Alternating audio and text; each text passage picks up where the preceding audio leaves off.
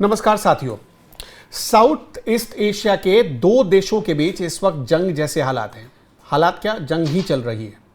आप जब देखेंगे तो थाईलैंड और कंबोडिया के बीच अब दुश्मनी एकदम चरम सीमा पर पहुंच चुकी है और इसकी वजह है ये जो आपको हम तस्वीर दिखा रहे हैं। ये इस तस्वीर में क्या कहानी है हम आपको वो भी समझाएंगे। और आप देख ही रहे हैं कि थाईलैंड और कंबोडिया का ये जो पूरा बॉर्डर है, ये पूरा बॉर्डर करीब करीब 500 माइल्स का है, 800 किलोमीटर से ज़्यादा, थोड़ा ज़्यादा है ये, जहाँ पर ये सारा विवाद चल रहा है।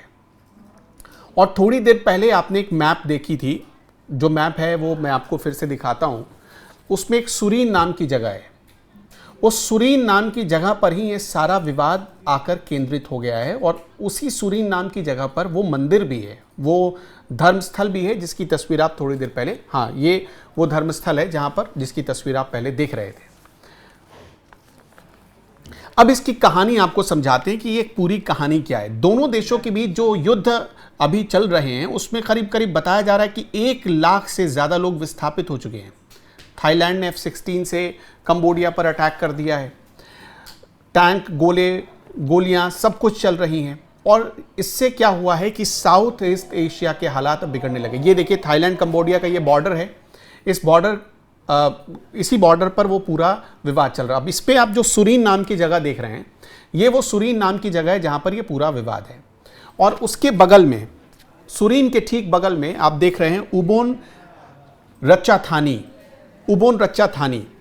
यहीं पर वो मंदिर है जिस मंदिर पर कंबोडिया अपना दावा करता है और थाईलैंड अपना दावा करता है। ये मंदिर कोई 1-2 साल पुरानी नहीं है, कई 100 साल पुरानी है। और 1907 से इस मंदिर पर विवाद चला आ रहा है। 1907 क्यों?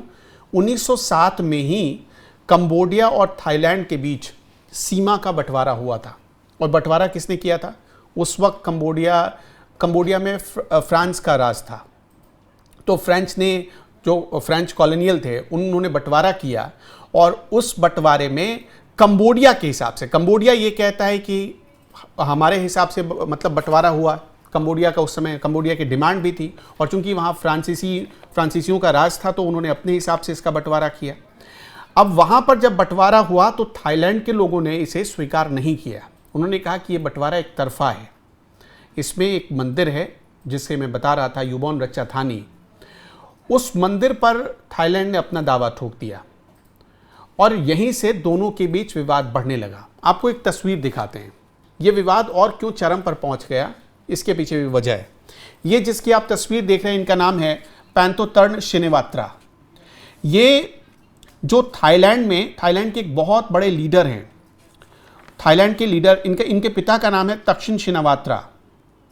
तो इनका वहाँ पर जो सत्ता में पार्टी है उनसे इनका ताल्लुक है। इनके पिता तक्षिन शिनावात्रा कभी थाईलैंड के प्रमुख रह चुके थे और उनका कंबोडिया से बड़े घनिष्ठ संबंध थे उनके। मई के महीने में इनकी बातचीत हुई हुन सेन से। हुन सेन कौन है? उनकी तस्वीर आपको दिखाते हैं। हुन सेन, इनका नाम है हुन सेन। ये कंबोडिया के जो प्राइम मिनिस्टर हैं उनके पिता हैं। तो उनकी बातचीत हुई, पैंतोतर्न शिनेवात्रा की बातचीत हुई हुन सेन से। और बातचीत जो भी हुई, उस बातचीत को हुन सेन ने रिकॉर्ड किया, उस कॉल को रिकॉर्ड किया और पब्लिक डोमेन में डाल दिया, जिसमें पैंतोतर्न शिनेवात्रा इनको अंकल बुला रही हैं। और पब्लिक डोमेन में डालने के बाद उस बातचीत में क्या था ऐसा? उस बातचीत में था कि पैंतोतर्न शिनेवात्रा ये कह रही थी कि कोई विवाद मत करिए, आपके हिसाब से ही थाईलैंड, जो आप चाहेंगे थाईलैंड उसी हिसाब से सारी व्यवस्था आपके लिए कर देगा। मतलब मैसेज ऐसा जा रहा था जैसे थाईलैंड ने इनके सामने, हुन सेन फैमिली के सामने घुटने टेक दिए हो, सरेंडर कर दिया हो, ये मैसेज जाने लगा। तो मई महीने में शिनेवात्रा फैमिली के खिलाफ लोग सड़कों पर उतर गए थाईलैंड में प्रोटेस्ट होने लगे। थाईलैंड में लोग हिंसा आगजनी करने लगे और ये हिंसा आगजनी इतनी तेज़ी से बढ़ती जा रही थी क्योंकि लोगों का ये कहना था कि भाई थाईलैंड ने घुटने क्यों टेके, जबकि ऐसी बात नहीं थी। वो नॉर्मल बातचीत थी जिसे हुन सेन ने जानबूझकर पब्लिक डोमेन में डाला था ताकि वो थाईलैंड को नीचा दिखा सके। अब यहां पर विवाद जो बढ़ा, वो विवाद इस लेवल पर पहुंच गया कि इसमें जो थाईलैंड का प्रमुख कोर्ट है उसको दखल देना पड़ा, श्रीनेवात्रा फैमिली के खिलाफ एक्शन लेना पड़ा, प्रधानमंत्री की कुर्सी चली गई, ये सारे एक्शन कोर्ट को लेने पड़े। इसी बीच एक बड़ा फेस्टिवल होता है जो हमने आपको बताया, उबोन रत्चाथानी, वहाँ पर एक बड़ा फेस्टिवल होना था और उसी फेस्टिवल के दौरान पहले हुआ क्या कि 3 दिन पहले झड़प की नौबत आई। झड़प की जब नौबत आई तो कंबोडिया का एक जवान वहाँ पर मारा गया और जैसे ही कंबोडिया का जवान मारा गया उसके बाद कंबोडिया ने मतलब एक तरीके से हमला शुरू कर दिया। फिर थाईलैंड के एक जवान की भी मौत हो गई। ये जो जगह आप देख रहे हैं यहीं पर वो पूरा फेस्टिवल होता है और ये कहा जाता है कि बहुत पुराना मंदिर है ये, जहाँ पर थाईलैंड के लोग भी पूजा करते हैं और यहीं पर पूजा करते हैं कंबोडिया के लोग भी। हालांकि इस मंदिर पर दावा ये किया जाता है कि ये ऐसे विवादित क्षेत्र में फंस गया जहाँ पर मतलब जब सीमा का बंटवारा हुआ 1907 में, साल 1907 में, तब ये मंदिर उस विवादित इलाके में फंस गया जहाँ थाईलैंड कहता रहा कि ये हमारा है और कंबोडिया कहता रहा कि ये हमारा है।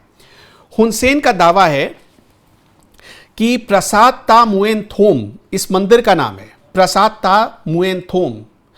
ये एक पुराना मंदिर है और इस पर कंबोडिया का राज है। हुन सेन ने दावा किया कि थाई मिलिट्री कमांडर की वजह से ये विवाद भड़का है। मैंने आपको बताया ही कि थाईलैंड ने एक्शन लिया तो कंबोडिया का एक जवान मारा गया, तो उनका ये कहना है कि थाई मिलिट्री कमांडर ने ये सब कुछ विवाद भड़काया, मंदिर बंद करने के आदेश दिए। ये मंदिर सुरीन क्षेत्र में आता है और यहाँ खमेर भाषा बोली जाती है, खमेर भाषा यहाँ पर बोली जाती है। और जो थाईलैंड कंबोडिया का जो बॉर्डर है, जो मैंने आपको बताया करीब 500 मील तक ये बॉर्डर फैला है, तो उस बॉर्डर के इलाके में खमेर भाषा ही बोली जाती है। तो इस हिसाब से कंबोडिया के लोग दावा करते हैं कि हमारा इलाका है, मतलब भाषाई आधार पर यह दावा किया जाता है। और ये आप देख रहे हैं हुन सेन। अब एक बात समझिएगा इस पूरे मामले में कि हुआ ये कि जब कोर्ट ने आदेश दे दिया, जब श्रीनेवात्रा फैमिली के खिलाफ एक्शन लिया गया, तो सेना को ऐसा लगा कि एक वैक्यूम जैसी स्थिति देश में पैदा हो रही है।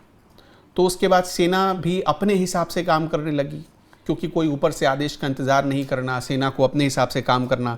तो इस हिसाब से वहाँ पर चीज़ें बिगड़ने लगी, हालात बिगड़ने लगे और ज़्यादा कंबोडिया और थाईलैंड के बीच मतलब झड़प की स्थिति आ गई। फिर आपने देखा कि आधी रात को F-16 उड़ा और अचानक कंबोडिया में घुसकर जो तबाही मचाई। दोनों साइड से नुकसान हुआ है, दोनों तरफ से नुकसान हुआ है, जिसमें कहा जा रहा है कि 1 लाख से ज़्यादा लोगों को विस्थापित होना पड़ रहा है। दोनों देशों के बीच बहुत सालों से समय समय पर ऐसी झड़प होती आई है और ऐसी बात नहीं है कि इसको कभी सुलझाने की कोशिश नहीं की गई। सुलझाने की बहुत सारी कोशिश हुई। साल 2008 में हुई, 1962 में इंटरनेशनल कोर्ट ऑफ जस्टिस में मामला चला गया। जब इंटरनेशनल कोर्ट ऑफ जस्टिस में मामला गया तो वहां भी लंबी सुनवाई हुई, 2-3 सालों तक सुनवाई होती रही, कोई निष्कर्ष ही नहीं निकला। ना तो कंबोडिया के पक्ष में मामला गया और न ही थाईलैंड के पक्ष में मामला गया। हाँ, एक चीज़ हुआ ये, उस समय इंटरनेशनल कोर्ट ऑफ जस्टिस ने एक फैसला दिया कि इस धर्म स्थल के बगल में कुछ और ऐसी धार्मिक स्थलें थीं, उनको कंबोडिया को सौंप दिया गया। कोर्ट ने ऐसा इसलिए किया था कि शायद ये गुस्सा ठंडा हो और ये इलाका थाईलैंड को दे दिया जाए तो दोनों के बीच झगड़ा खत्म हो जाए, लेकिन ऐसा हो नहीं पाया। फिर साल 2008 में दोनों के बीच मीडिएशन की कोशिश की गई। साल 2008 में भी मतलब यहाँ पर सैनिक संघर्ष हुआ, लेकिन कोई निष्कर्ष नहीं निकला। जब निष्कर्ष नहीं निकला तो 2008 में भी यहाँ पर कई लोग मारे गए और 2011 में भी एक बार कोशिश हुई मध्यस्थता करने की, ताकि थाईलैंड और कंबोडिया के बीच ये जो लड़ाई की स्थिति बन रही है वो लड़ाई खत्म हो जाए। अब इसमें एक चीज समझिएगा, चीन इन दोनों देशों का प्रमुख मित्र माना जाता है। चीन ने बहुत अच्छा खासा इन्वेस्टमेंट थाईलैंड में भी किया है और कंबोडिया में भी किया है। चीन के लिए दोनों बड़े मतलब दिल के टुकड़े की तरह माने जाते हैं, थाईलैंड भी और कंबोडिया भी। चीन कुछ कहता है तो दोनों देश सुनते भी हैं। हाल ही में थाईलैंड को भी उसने आर्थिक मदद पहुंचाई थी, कंबोडिया को भी आर्थिक मदद पहुंचाई थी। लेकिन कहा जा रहा है कि इन दिनों थाईलैंड की जो नज़दीकी थी वो यूएस के साथ कुछ ज़्यादा बढ़ गई थी। चीन को ये बात पसंद नहीं आ रही थी और कंबोडिया में हाल ही में चीन के मंत्री गए थे कंबोडिया दौरे पर। चीन के मंत्री कंबोडिया गए, वहाँ उन्होंने बहुत सारी रेल परियोजनाएं, सड़क परियोजनाएं, ऐसी बहुत सारी परियोजनाएं लेकर वो आए। तो कंबोडिया में जिस तरह से चीन बढ़ता जा रहा था या चीन की मदद कंबोडिया को ज़्यादा मिल रही थी, इससे भी थाईलैंड नाराज़ था, मतलब अंदर ही अंदर नाराज़ चल रहा था। और एक बात तो आपको बताया ही मैंने कि चीन ने थाईलैंड में भी अच्छा खासा इन्वेस्टमेंट किया हुआ है, थाईलैंड को भी अच्छी खासी मदद दी है, ये चीन के विस्तारवादी पॉलिसी का हिस्सा है। तो उसी हिसाब से जब ये मदद पहुंचाई गई तो थाईलैंड को लगा कि भाई कंबोडिया ने हमारा एक दोस्त तोड़ दिया है, और कंबोडिया को लगा कि अच्छा थाईलैंड इन दिनों यूएस के इशारे पर काम कर रहा है।